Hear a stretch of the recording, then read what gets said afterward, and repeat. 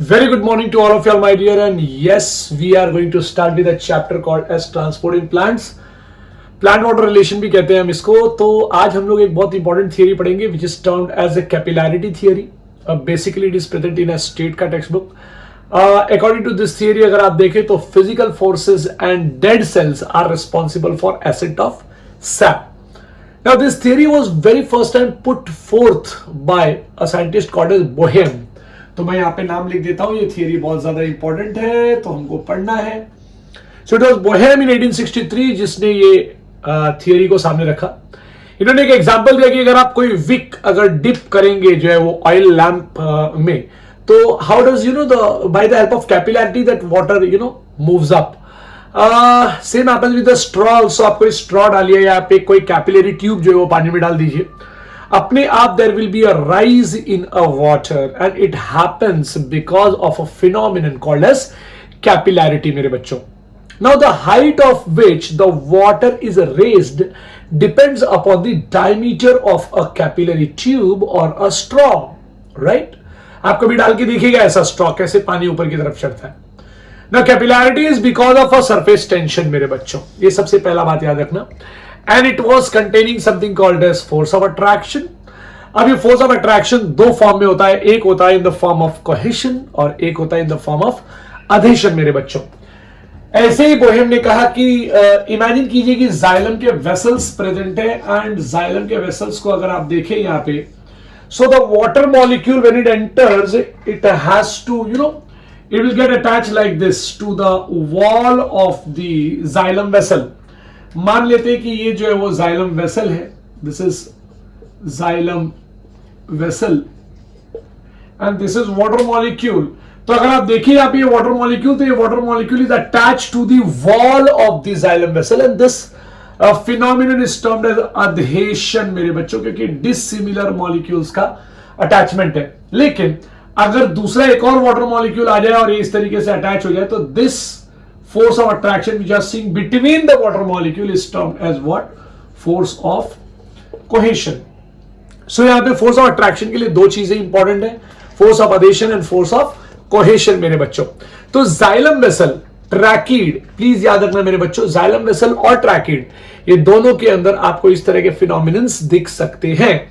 So the water moves in a lumen and there is something called as force of adhesion, that is attraction between the two dissimilar molecules and the attraction between the similar molecules like water जो आप देखते हैं. and इस phenomenon को हम लोग ने नाम दे दिया capillarity. so it is because of capillarity the water is raised or conducted upward against the gravity मेरे बच्चों, but it is a few centimeters only. now there is something called as objection and limitations of the capillarity theory is being seen. पहला point, capillarity tube that is xylem, it must be continuously and completely hollow for one end from one end to the other end, but trachea in a xylem shows closed end walls मेरे बच्चों. अगर आप tracheid को देखें तो कुछ इस तरीके से होता है यहाँ पे ऐसे, right. So basically tracheid is like this. So closed end wall होता है यहाँ पे से, ये वाटर को जो कुछ इस तरीके से, और फिर बाद में दूसरा कैपिलरी यहाँ पे ऐसा, दूसरा ट्रैकिड्स यहाँ पे रखा जाता है. तो ये यहाँ से वाटर में यहाँ पे हल्का हल्का जो है वो इसको मूव करके यहाँ से ऐसा ये वॉल के थ्रू जाना होता है. तो they have closed end walls my dear. तो they have to cross this wall and have to move up मेरे बच्चों. अगर आप ध्यान देखेंगे, see there is a lumen present in between यहाँ पे, बट यहाँ पे क्लोज्ड एंड वॉल्स है मेरे बच्चों यहाँ पे. सो वाटर हैज टू ये है वॉल जहां पे से इसको क्रॉस करके आगे की तरफ जाना है मेरे बच्चों. The lower end of the capillarity capillarity tube को अगर मैं देखूं तो xylem must be in direct contact with the soil water मेरे बच्चों. तो ऐसा ही कह रहे हैं कि कैपिलरी ट्यूब जिस तरीके से डायरेक्टली वाटर को कॉन्टैक्ट में होता है, वैसे ही ट्रैकिड या जाइलम वेसल्स को भी वाटर के कॉन्टैक्ट में होना चाहिए. लेकिन अगर आप जाइलम के ये पूरे पार्ट को देखें, मान लीजिए रूट को ही अगर आप देख रहे हैं और यहां पे से जाइलम ऑफ अ रूट को अगर मैं देखूं, तो सीधी सी बात है कि it is a root hair which is in contact with the water molecules मेरे बच्चों. It's a root here which is in a contact of a water molecule and it is not something called as xylem vessels. तो xylem vessels जो है वो contact में नहीं है, ये बात आप याद रखिए। सो पहला वाला पॉइंट क्या हुआ, कैपिलरी ट्यूब मतलब xylem must be what it should be continuously and completely hollow from one end to the other, but tracheids में ऐसा नहीं होता मेरे बच्चों। tracheids में it has the end wall is closed, so water को cross करके जाना पड़ता है इस वॉल को मेरे बच्चों, प्लीज याद रखना, tracheids की बात कर रहा हूं मैं। सेकेंड वाला पॉइंट ये था कि ट्रैकिड्स और जाइलम वेसल, क्योंकि कैपिलैरिटी में ऐसा होता है कि the glass tube which you are seeing it has to be in a direct contact with something called as water, लेकिन यहां पर ये वेसल या ये tracheid is not in direct contact with water, उसकी जगह पे there is something called as root hair which is in contact with water मेरे बच्चों। कॉर्टेक्स है, पेरिसाइकल है, एंडोडर्मिस है, एपिब्लेमा, एनसीईआरटी में इट इज एपिडर्मिस बट यहां पे एपिब्लेमा है। So narrower the capillary tube greater is the height to which the water travels, I mean water column is raised, right? Thus taller trees should have xylem vessel with very narrow diameter. However, in nature the tall tree shows xylem vessel having wider bore or wider diameter. मतलब कहने का ये कि अगर tall plant है, बहुत ज्यादा tall plant है, तो जितना पतला डायमीटर रहेगा उतना ज्यादा वाटर चढ़ेगा, and more you go up more पतला यू वांट, राइट? बट ऐसा देखा गया है कि the diameter of a xylem vessels are comparatively wider. ये बहुत इंपॉर्टेंट पॉइंट है। तो कैसे चढ़ गया पानी, इसका कोई जो है वो यहां पे थियरी में गड़बड़ जो है वो दिखना चालू हो गया। Hence to sum up the capillarity cannot be the mechanism to explain the ascent of sap, और फिर आता है something called as what, cohesion and tension theory मेरे बच्चों। ये एक widely accepted theory है, basically इसको हम लोग transpiration से जोड़कर देखेंगे। एंड यहां पर ये जो theory, this theory was being given by a great scientist called Dixon and Joly मेरे बच्चों, ठीक है। सो अब भाई ये तुम्हारा कैपिलैरिटी थियरी हुआ खत्म, और अब हम लोग जंप करेंगे something called as very important fact, Dixon and Joly theory. NCERT में दिस थियरी का डिस्कशन तो है, बट वेरी वेरी स्मॉल लहजे में दिया हुआ है। So Dickson and Jolly in 1894 discovered this theory, and इसका नाम जो है वो cohesion and tension theory या cohesion tension theory नाम रखा गया। cohesion होता है, adhesion होता है, and transpiration भी होता है मेरे बच्चों। Now a very important point is the strong force of attraction between the water, I mean water to water, तो similar molecule के बीच में जो force of attraction होता है, it is termed as cohesive force। मैं पहले लिख देता हूं यहां पे ये कोहेशन टेंशन थियरी, ठीक है। So it is cohesion tension theory given by, so the theory was something called as Dixon and Joly my dear, okay. So ये वो थियरी थी जिसकी मैं बात कर रहा था आपसे। तो डिक्शन एंड जॉली थियरी में हुआ क्या, there is something called as cohesive force, there is something called as adhesive force. So the xylem vessel shows something called as a lignified wall. तो lignified wall है यहाँ पर। So ये lignified wall होने के वजह से the water will show you a very proper attachment to it. And when water gets attached to this point, this phenomenon is termed as what? इसको हम लोग बोलते हैं force of adhesion, ठीक है। और यहाँ पर adhesive force तैयार हो जाता है। When water to water molecule होगा तो हम इसको कहेंगे फोर्स ऑफ कोहेशन। तो अट्रैक्शन जो होता है यहाँ पे, it is something called as cohesion. So नया पॉइंट हमको ये पता चला कि कोहेसिव फोर्स का हम लोग जो है वो डिस्कशन कर रहे हैं। So lumen of a xylem is present, and lumen of a xylem में ये वाटर अंदर घुसने की कोशिश करेगा।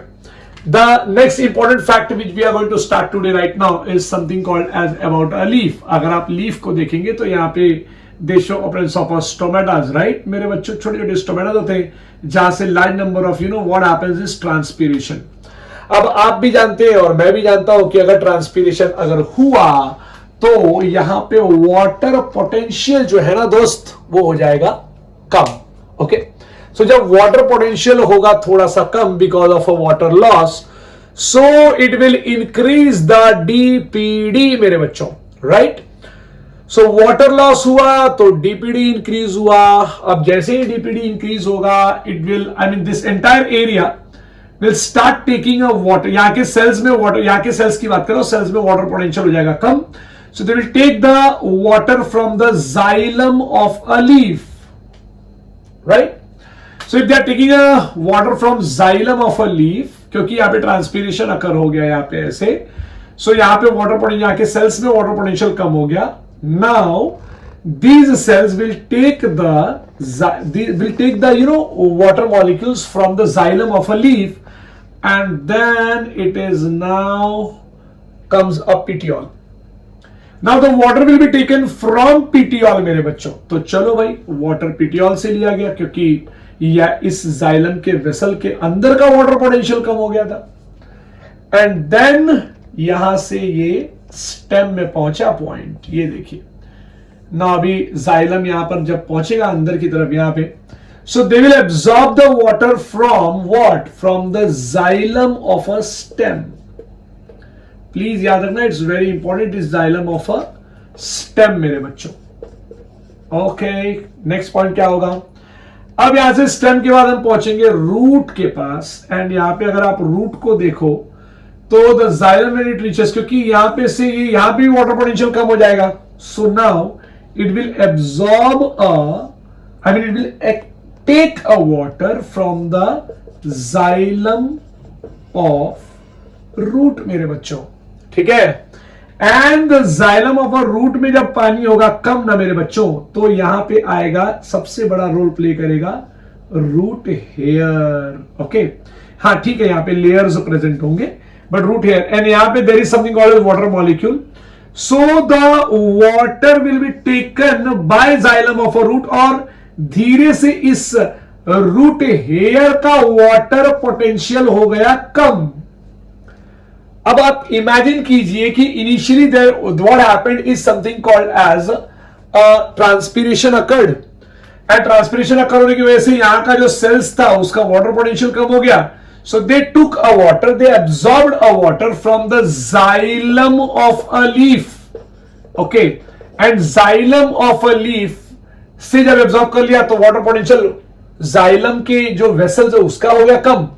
So what happens here is now यहां पे जब water कम हो गया तो they had taken a water from something called as xylem of petiole of a leaf। लिख देता हूं यहां पे मैं xylem of petiole of a leaf, right।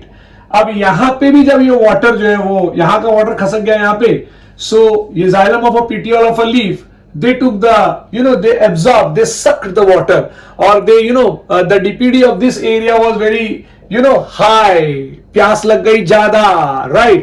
तो प्यास लग गई ज्यादा तो इन्होंने क्या किया, इन्होंने वाटर को खींचा, कहां से, xylem of a stem से मेरे बच्चों, right। तो जब यहां से खींच लिया तो स्टेम का पूरा खत्म हो गया, तो जाइलम ऑफ अ स्टेम ने खींच लिया water xylem of a root से my dear, and xylem of a root से जब ये वाटर खींच लिया तो रूट हेयर और कॉर्टिकल सेल्स में जो वाटर बचे थे, it entered into a xylem of a root, and यहां का वाटर पोटेंशियल हो गया कम और डीपीडी हो गया ज्यादा, and now there is something called as a अगर आप देखें यहां पे तो the water now entered into a root hair, and from here it made a continuous water column. जरा ध्यान दीजिएगा प्लीज। लेकिन जब ये वाटर अंदर आया तो सबसे पहले यहां पर ये टच हुआ जाइलम के वॉल को, and it created adhesive force between the wall of a vessel and the water molecule. Then another molecule came and फिर वहां पे cohesion force develop हुआ, cohesion force develop हो गया और धीरे धीरे continuous water column हो गया। So what is created is something called as a tension मेरे बच्चों। तो आप यहां पर देख सकते हैं कि बिना एटीपी मॉलिक्यूल खर्चा किए the water moved up like this। सो बिना एटीपी मॉलिक्यूल खर्चा किए when the water moved up like this, अगर आप ऐसा देख रहे हैं, so this is something called as a tension, which is also termed a negative pull or transpiration pull, which occurred in a xylem basically. As a result, water column is pulled out of a xylem, and thus water is pulled upward passively against the gravity, leading to the ascent of sap. मेरे बच्चों, now what came here was a great thing, objection. लेकिन यहां पर आप देख सकते हैं कि ये पूरा का पूरा ऐसा चढ़े जा रहा है. So मुझे तो ये थियरी बहुत जबरदस्त लगता है, लेकिन कुछ बहुत इंपॉर्टेंट छोटी छोटी चीजें जो मुझे आपसे डिस्कस करनी है. ऑब्जेक्शन नंबर 1, ट्रांसपीरेशन पुल को ऑपरेट होने के लिए water column should be unbroken and continuous. लेकिन जाइलम वेसल के अंदर टेम्परेचर की वजह से, टेम्परेचर के फ्लक्चुएशन की वजह से, डे और नाइट में गैस बबल्स होने की वजह से वाटर कॉलम कैन ब्रेक. एक बार वाटर कॉलम ब्रेक हो गया तो ये प्रोसेस होगा नहीं, और यहां पे हमको चाहिए continuity of a water column, तो ये है नहीं. तो यहां पे ये सबसे बड़ा प्रॉब्लम जो है वो ऑब्जेक्शन नंबर 1 जो मुझे देख के समझ में आता है. एक और ऑब्जेक्शन कि अगर ट्रांसपीरेशन पुल जो यहां अकर हो रहा है, this transpiration pull which is occurring here, जरा मुझे सोच के बताना मेरे को कि if transpiration pull is so much important, why do certain plant like cactus they convert their leaf into spines? अब वहां पे तो ट्रांसपीरेशन नहीं हो रहा, फिर भी उनके अंदर वाटर प्रेजेंट होता है. And how did this occurred? बहुत सोचने वाली बात हो जाती है. Point number 3, in deciduous plants, अगर आप डेसिडियस प्लांट्स को देखें तो they shed off their leaf in a summer. अब लीफ को शेड ऑफ कर देना मतलब आप समझ सकते हैं कितना बड़ा प्रॉब्लम. ट्रांसपीरेशन पुल ही रुक जाएगा, ट्रांसपीरेशन पुल रुक जाएगा तो वाटर का कॉलम फॉर्म नहीं होगा, मतलब कंटिन्यूटी ऑफ वाटर कॉलम नहीं फॉर्म होगा. और कंटिन्यूटी ऑफ वाटर कॉलम अगर नहीं फॉर्म हुआ तो ये वाटर चढ़ा कैसे? नहीं चढ़ा तो पेड़ को जाना चाहिए. आई मीन पेड़ should they should die, but ऐसा होता नहीं है मेरे बच्चों. So the mechanism assumes that tracheids are what? Tracheids are more efficient than vessels. ये नया टॉपिक, नया स्टेटमेंट, नया objection. The mechanism assumes that, ये mechanism assume करता है कि tracheids are more efficient than vessels, as their end wall, they support. However, मेरे बच्चों, vessels are more evolved than tracheids. Why? Vessels have a presence of a perforations and tracheids have a presence of a pits. मेरे बच्चों, perforation and to and होता है यहाँ पे.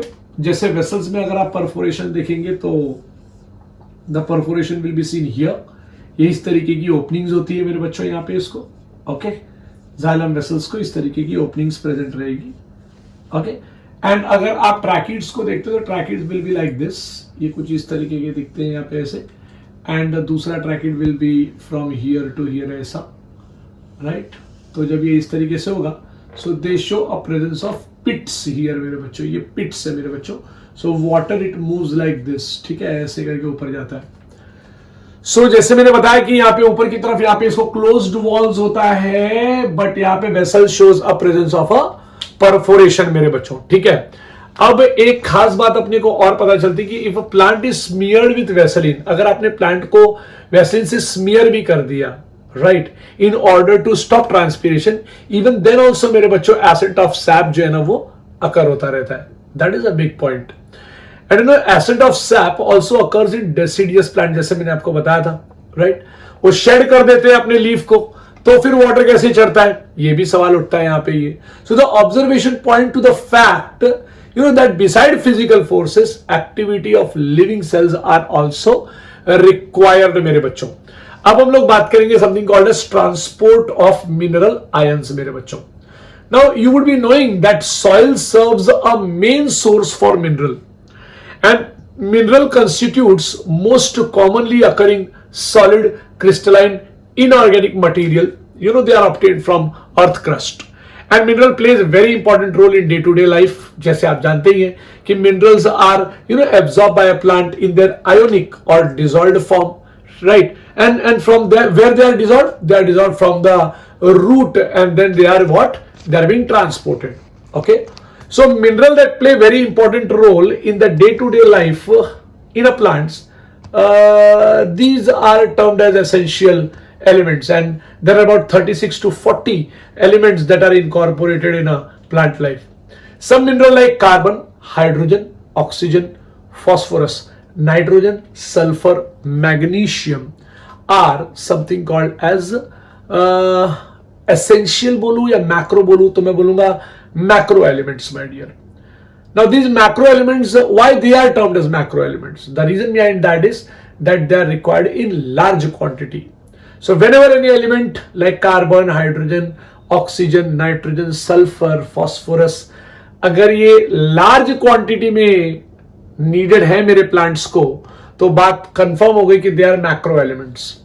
But there are certain elements like copper, cobalt, manganese, boron, zinc. They are required in small quantity, and then they are termed as what, micro element मेरे बच्चों.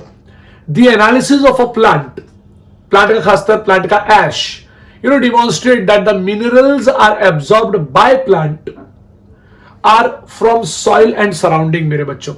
And absorption of mineral is independent to that of a water. Now absorbed mineral ions are pulled in upward direction. तो जब ये upward direction में जाएगा along with xylem sap, so it occurs by the help of xylem के vessels के through, तो और and in gymnosperm it occurs by the help of tracheids मेरे बच्चों. So in angiosperm जब ये xylem के vessel के through हो रहा है तो ये होगा by the help of transpiration pull.